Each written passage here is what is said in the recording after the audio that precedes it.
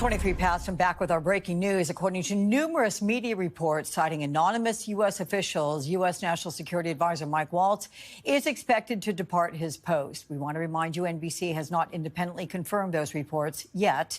Joining us now, we have former CIA Director John Brennan. John, welcome. So, big picture, give me the perspective of how critical the NSA, the advisor there, is to national security. What exactly would Mike Waltz have his finger on the pulse of? Well, Mike Waltz, as National Security Advisor, would have his finger on the pulse, or should have his finger on the pulse, of virtually every aspect of U.S. foreign policy. It's the National Security Advisor who chairs the Principal Committee meetings, which is the gathering of the principals of the major departments and agencies involved in national security so that they can review issues related to our foreign policy, our national security interests, and then they are teed up to a president for a decision.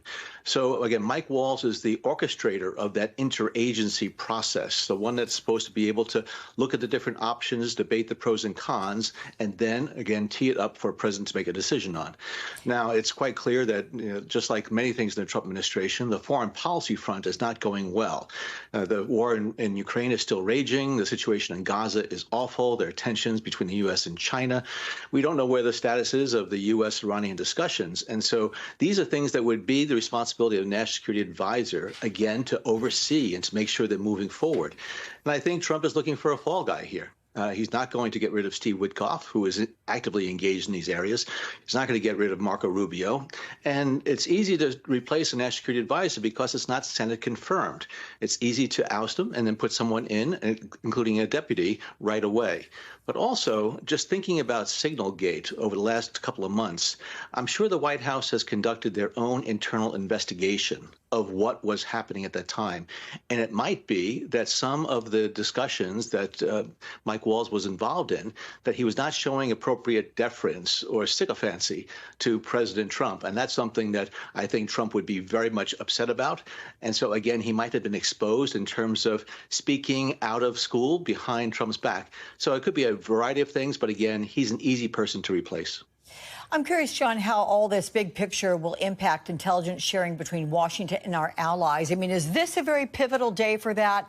Or did Signalgate already lay the foundation for a few cracks, shall we say, with intelligence sharing with our allies? Well, I think the inauguration of Donald Trump and then followed by Signalgate and then demonstrating the recklessness or carelessness with which classified sensitive intelligence is handled, I think that has already sent a chill to our closest partners and allies. Now, I'm still confident that the relationship between the U.S. intelligence community and its counterparts around the globe, those that we've had a generations-long relationship with, continues. But I must tell you, I think there's a wariness on the part of a lot of those partners in terms of sharing the most sensitive intelligence with us, not knowing how it's going to be used. So, again, I think this is just one more indication that there is a fair amount of disarray within the Trump administration that is impacting national security and can impact our intelligence relationships. So, John, thank you for that. Want to let all of you know that 3 sources with knowledge of the situation are now confirming to NBC News that both Waltz and his Deputy National Security Advisor, Alex Wong, are expected to leave. Our panel's still with us. We have Peter Baker, Jill Rubin, Ned Price as well. Peter, with you have the National Security Advisor, Mike Flynn. Remember that. I mean, he was also the first one out of the Trump administration, the first one. He resigned after, what, 23 days? And you've written extensively about him. Are you seeing any parallels, any similarities in what's going down today? Well, I mean, the main thing that Flynn taught Trump was that he shouldn't actually respond so quickly to pressure to get rid of people. So, in fact, Waltz ended up lasting 4 times as long, almost more than 100 days rather than 24 days.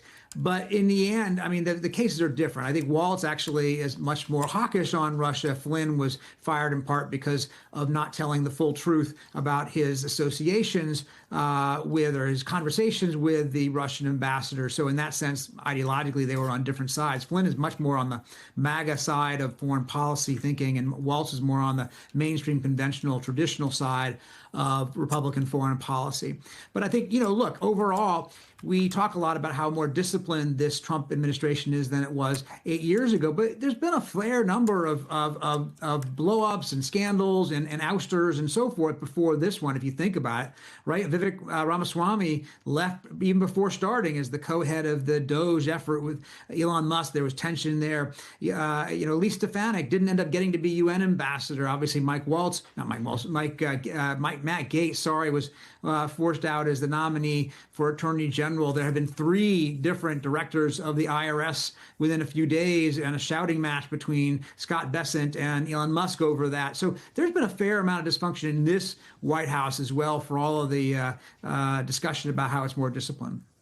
And Ned, it was just last week, right, that The Atlantic's Ashley Parker asked President Trump if Waltz was safe in his role. And here's what the president told her, quote, "Waltz is fine.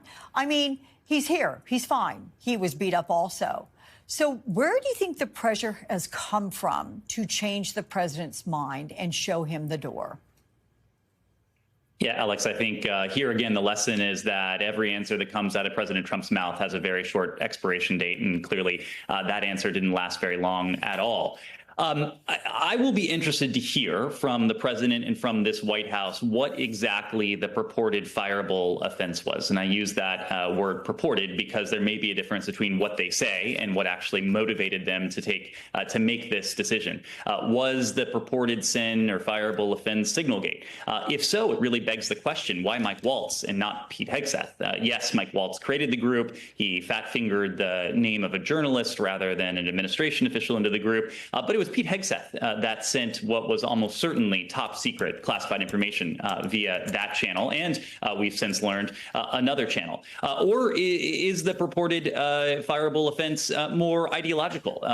It is Mike Waltz who has pretty consistently argued for standing with Ukraine and holding Russia to account. Reportedly as soon as earlier this week, he argued for placing additional sanctions on Russia if Vladimir Putin didn't come to the table. Is it his stance on Iran, which is in some ways out of step with the MAGA movement? Mike Waltz has always been much more militaristic in terms of seeking to confront the Iranian nuclear threat over people like Steve Witkoff, who have taken a much softer tone and much softer line reportedly with the Iranians in these negotiations. But I feel and I fear, Alex, that the real fireable offense in all of this will be the word of Laura Loomer. It is what she has told the president about Mike Waltz. And I think there's a real tell here. It's not just Mike Waltz. It's also his deputy, Alex Wong. And I say that because Alex Wong, because of his background and I think because of his ethnicity, has really been in Loomer's crosshairs and the crosshairs of other fringe conspiracists. And he apparently was near the top of the list that she brought to Trump the other week. And again, just within weeks, we're seeing both Mike Waltz and Alex Wong out. The fact that someone like that can have such sway over the most sensitive epicenter of our foreign policy and national security decision-making process, again, it's a dangerous development that should be a concern to all of us.